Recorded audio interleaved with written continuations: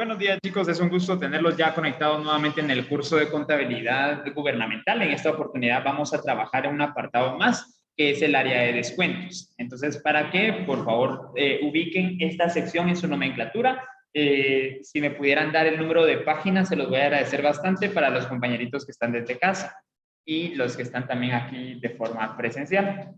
Si no estoy mal, es página 52. Si no estoy mal, donde inician los descuentos. ¿Ustedes me dicen?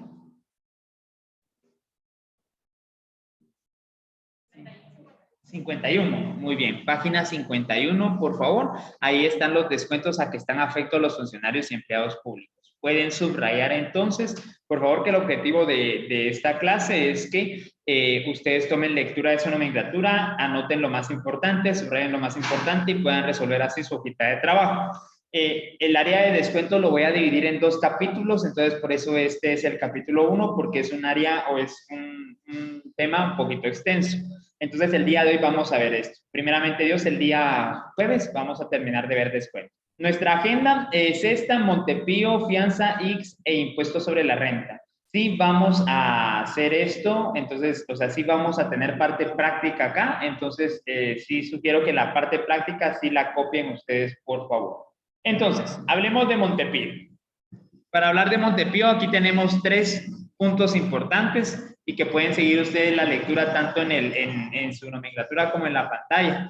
En este caso, vamos a solicitarle a Cintia que nos pueda leer este primer apartado de Montepío. Por favor, Cintia.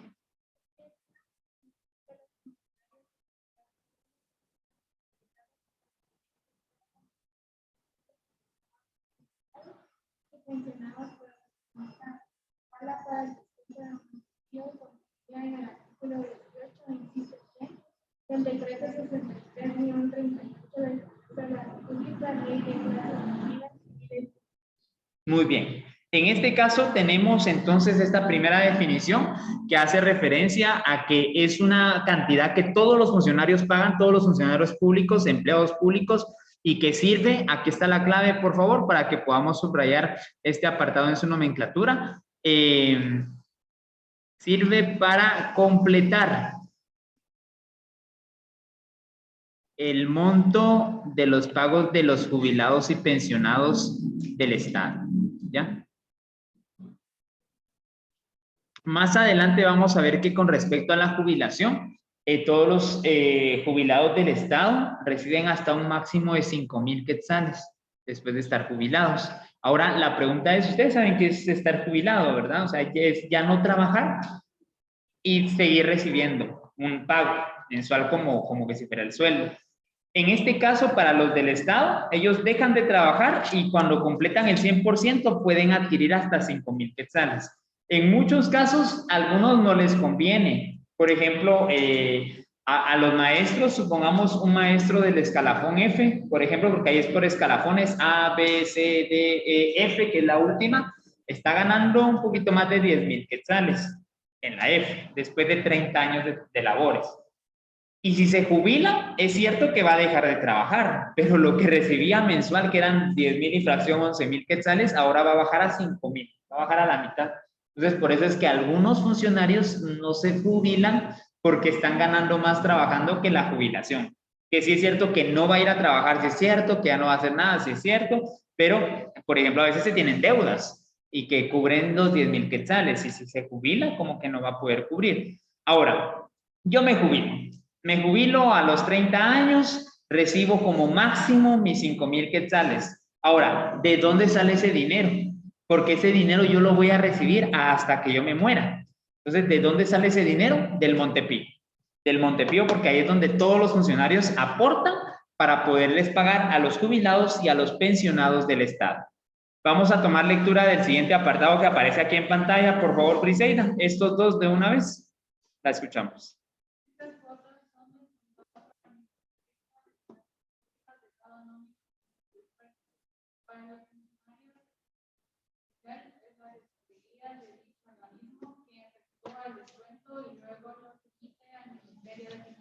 Muy bien, denme un segundito, creo que les van a pasar asistencia. Voy a pausar la grabación. ¿Sí? Bueno, retomemos pues.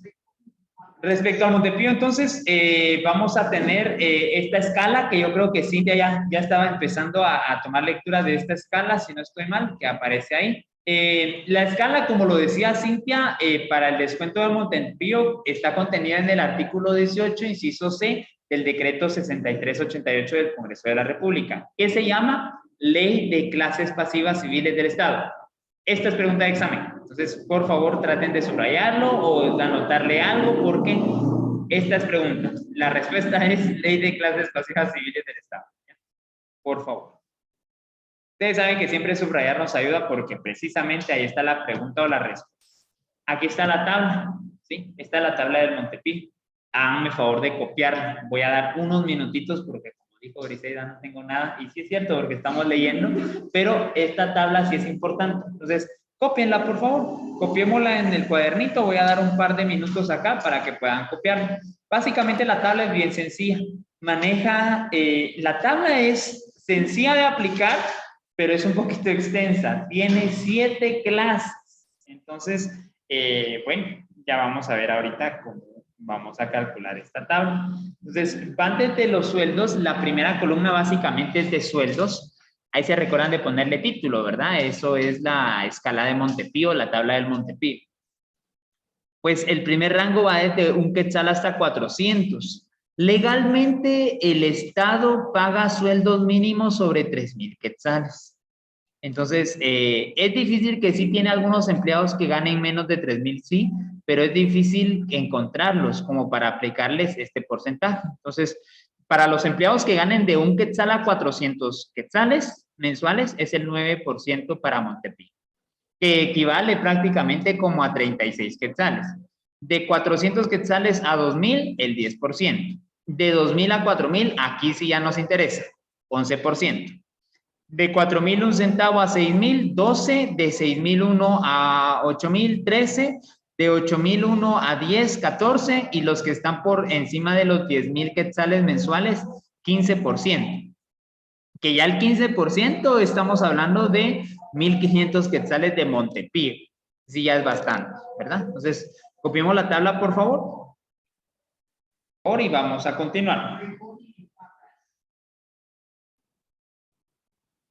Marisol, ¿ya? Bri, ¿ya? Bueno, vamos pues. Vamos entonces con lo siguiente. Y vamos a hablar ahora de fianza, ¿sí? Yo sé que no aparece ahí, aparece de arriba, fianza. Para esto vamos a pedirle de favor a Jocelyn Calán, que está desde casa, que nos pueda tomar lectura, por favor, de este primer apartado de fianza. Jocelyn, la escuchamos.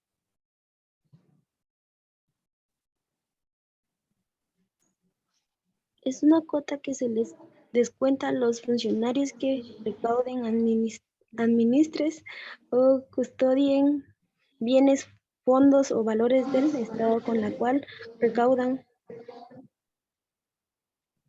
precaucionan las responsabilidades que pueden resultarles en el ejercicio de su cargo.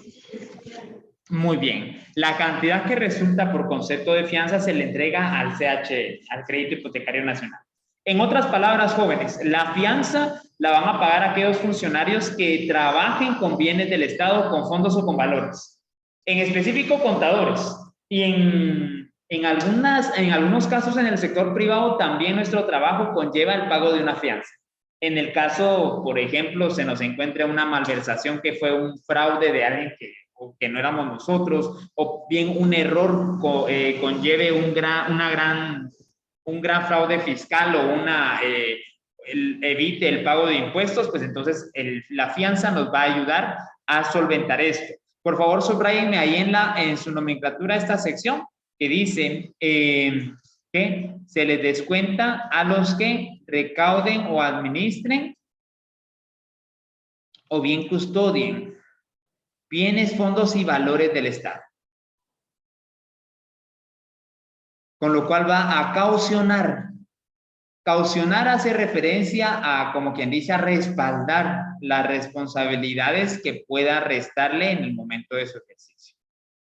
Último apartado es que la fianza se entrega a el CHE, al Banco del Crédito Hipotecario Nacional. Ahí está. Por favor, subrayemos estas secciones. Y si no estoy mal, al ver nuestra nomenclatura, nos damos cuenta que ahí también existe una tabla. Si no estoy mal, sí, ¿verdad? Hay una tabla también, un poquito más pequeña, pero sí hay una tabla.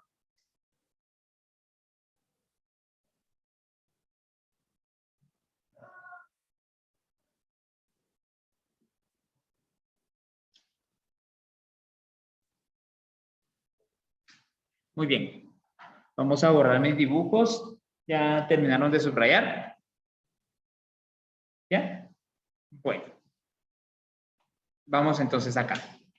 Con respecto a la fianza, vamos a colocar primero lo que sería la tabla, que también necesito que la copien, por favor. Es esta. Esta está bien sencilla. Bien. Háganme favor de copiarla. En otras ocasiones o en otras oportunidades con Sexto Perito hemos trabajado el sistema de fianzas en la primera unidad. Entonces, pero como ustedes no lo hemos hecho porque vamos a trabajar todo junto ahorita en la parte práctica del ISR. Entonces, aquí con respecto al apartado de fianza, hace referencia al monto o caución que manejan. En este caso, debe de ser anual, ¿sí? Entonces, ahí también la nomenclatura nos menciona esto, que el cálculo es anual. Entonces, por ejemplo, alguien que gane entre 0 a 4.500 quetzales anuales, se estará pagando 1.5 por millar. Uno de 4.500, un centavo a 7.000, 1 por millar.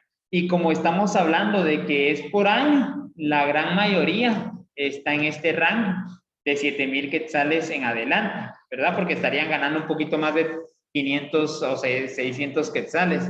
Entonces, pues prácticamente así se trabajaría la fianza. En su mayoría, porfa, vamos incluso a resaltar esta parte, será el 5 por millar, en su gran mayoría. Por favor. Un par de segundos acá. Muy bien, este sería entonces el cuadro de fianza. Vamos a trasladarnos nuevamente a nuestra presentación porque vamos a trabajar ahora el siguiente descuento. No sé si alguien lo puede ver ahí en su nomenclatura, porfa. ¿De qué sería el siguiente descuento? El X, exacto. Entonces, con respecto al X, pues vamos a tener lo siguiente. Vamos a mencionar que es una contribución que los funcionarios y empleados públicos y que también el sector privado hacen al Instituto Guatemalteco de Seguridad Social para tener derecho a atención médica, ya sea por accidentes, enfermedad común o bien maternidad para las mujeres trabajadoras y para las esposas de los funcionarios y empleados públicos. Asimismo, la asistencia médica se extiende a los hijos hasta la edad de, ¿verifican ahí cuántos años? 6 años, ¿verdad? Esto, por lo menos en mi caso, yo sí recuerdo que yo fui de estos niños de los 6 años y entonces, no sé ustedes o tal vez algún familiar, pero nos llevaban a consultas, mis sobrinos también tienen este beneficio del IX. Bueno, solamente uno porque el otro ya sobrepasó los 6 años. Y bueno, yo veo, conmigo no me recuerdo, porque estaba muy chiquito, pero claro que era igual. A mis sobrinos le dan leche, le dan, incluso cuando son pequeños, hasta pañales, dependiendo del programa y dependiendo la calidad de vida o bien el rendimiento que pueda presentar económicamente la familia. Entonces se le puede apoyar así, incluso se apoya con no solamente la leche normal, sino que algunos tratamientos de Ensure. Entonces sí se apoya bastante a los bebés. Esto es programa de maternidad. Ojo, en el caso de ustedes que tengo a la mayoría de señoritas, solo Alan está aquí compartiendo conmigo el lado masculino.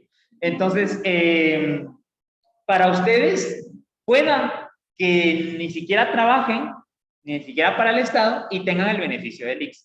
Esto si se consiguen alguien, o más bien dicho, si su esposo o esposa, su esposo esté dentro de la planilla del IX, entonces sí, él las puede inscribir a ustedes. El trámite es bien sencillo. Incluso hay un trámite que a ustedes las pueden inscribir aunque no estén casadas y solo estén en unión de hecho. Entonces solamente deben de presentar DPI casi y en cuestión de un par de semanas ya están inscritas y van. El proceso es sencillo, solo inician con las chequeo general y qué necesitan. Ojo, para las mujeres sí es muy importante, yo les sugiero algo, cuando empiecen a trabajar ya sea en sector privado, si tienen una plaza en sector público, no la vayan a dejar para nada, pero sí busquen el IX siempre, porque en el caso de las señoritas también les ayudan con la ginecología. y llega una edad en lo que, igual para nosotros los caballeros, tenemos que hacernos exámenes de próstata, pero pues es una vez al año. Pero en el caso de ustedes, sí hay un control cada 2 meses o cada mes con la ginecóloga. Entonces, sí es bastante importante y es de por vida casi. Entonces, sí, cuiden. Ya ustedes como mujeres trabajadoras pueden inscribirse o bien, como les decía, si al final su esposo está inscrito, las puede inscribir hasta si no están casados con unión de hechos. Sí tarda un poquito más el trámite porque tienen que verificar eso, pero si están casadas, ya con el acta de matrimonio y en un par de semanas ya tienen sus consultas. Y en el caso del embarazo, la guía también, una planificación con respecto al parto, ¿verdad? Si es natural o es por cesárea. Entonces, es un programa buenísimo el de maternidad. Muchos se quejan del ICS, pero también yo tengo muchos conocidos que cuando eran jóvenes se quejaban del ICS y ahorita ya son ancianos y no se retiran de su trabajo porque se quieren jubilar del ICS. Entonces, es ahorita en nuestras edades donde debemos de adquirir seguros. ¿Para qué va a adquirir usted un seguro cuando ya se esté muriendo? Empecemos con quienes se lo van a dar. Ya cuando usted tiene más de 30 años, las aseguradoras le empiezan a pedir un montón de cosas, exámenes de todo, porque obviamente la aseguradora no le va a facilitar a usted $500,000 de quetzales si se sabe que usted en cualquier rato se muere de diabetes o de cáncer. Entonces, por eso es importante. La edad que ustedes tienen ahorita es para adquirir estos seguros. De conformidad con el artículo 1 del acuerdo 1243, de la Junta Directiva del ICS, a partir del 24 de marzo del 2010 se establece la cobertura total. Esto es bastante importante. Cobertura total del ICS en todos los departamentos de Guatemala, incluidos El Progreso, Santa Rosa y Petén. ¿Por qué hacemos referencia a estos 3 departamentos? No existía la cobertura total de lo del ICS para El Progreso, Santa Rosa y Petén, porque la asistencia médica no era tan buena en esos lugares. Entonces, no existía. ¿Cómo estaba antes? Las cuotas laborales quedan de la siguiente manera para el sector público y para el sector privado. Básicamente, se trabaja el programa de accidentes, se trabaja el programa de enfermedad y el programa de maternidad. Y al final, entonces, el sector público, ojo ahí, trabaja una cuota laboral de el 3%. A diferencia del sector privado que trabaja accidentes, enfermedad, maternidad y el programa IPS, que lo sube a un 4.83 que nosotros manejamos. Háganme favor de copiar esto también en su cuaderno porque es bastante importante. En otras palabras, las personas que están en el sector público, los funcionarios del sector público, ¿cuánto van a pagar de ICS? Pagan solamente el 3%. Mientras que las personas del sector privado, que es la contabilidad que nosotros hemos aprendido, ¿verdad? Se calcula sobre un 4.83. La gran diferencia de esto radica en el cálculo del programa de invalidez, vejez y sobrevivencia, el 1.83%. Entonces, copiemos esto, por favor. Voy a dar un par de segunditos. Muy bien. Pasemos al siguiente, por favor. ¿El siguiente de qué será? Exacto. Y entonces ya llegué al punto que quería llegar el día de hoy. Impuestos sobre la renta. Muy bien. Hay ciertos apartados ahí que yo necesito que subrayen con respecto al impuesto sobre la renta. Voy a colocar todo como estamos leyendo y vamos con los puntos importantes. Con respecto a la retención de ISR o descuento del impuesto sobre la renta, solamente los funcionarios y empleados públicos que ganen más de 4,000 al mes, o sea, 48,000 quetzales al año, están afectos a dicho descuento. Ojo, esto ya lo vimos nosotros en el sector privado en el curso de legislación fiscal. No sé si se recuerdan de las declaraciones juradas y de las proyecciones que se hacían. Habían varios casos que tenía un patrono, que tenía 2, que se despidió antes, que empezó a trabajar antes o después, que tuvo un aumento. Y esto no cambia para el sector público. Sigue siendo los mismos 4,000 quetzales mensuales. De conformidad con el artículo 76 del decreto 10-2012, todos los funcionarios empleados públicos que estén afectos tienen derecho a restarle del total de ingresos que obtengan en el año 48,000 por conceptos de gastos personales. No es primera vez que nos topamos con los gastos personales.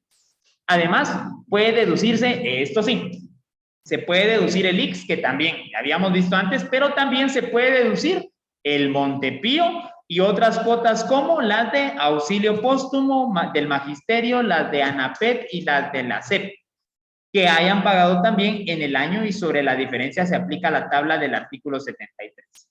Ojo, aquí entonces con un solo ejercicio pudiéramos verificar todo, porque aquí me faltó, y creo que también falta en la nomenclatura, también se puede deducir lo que es de fianza.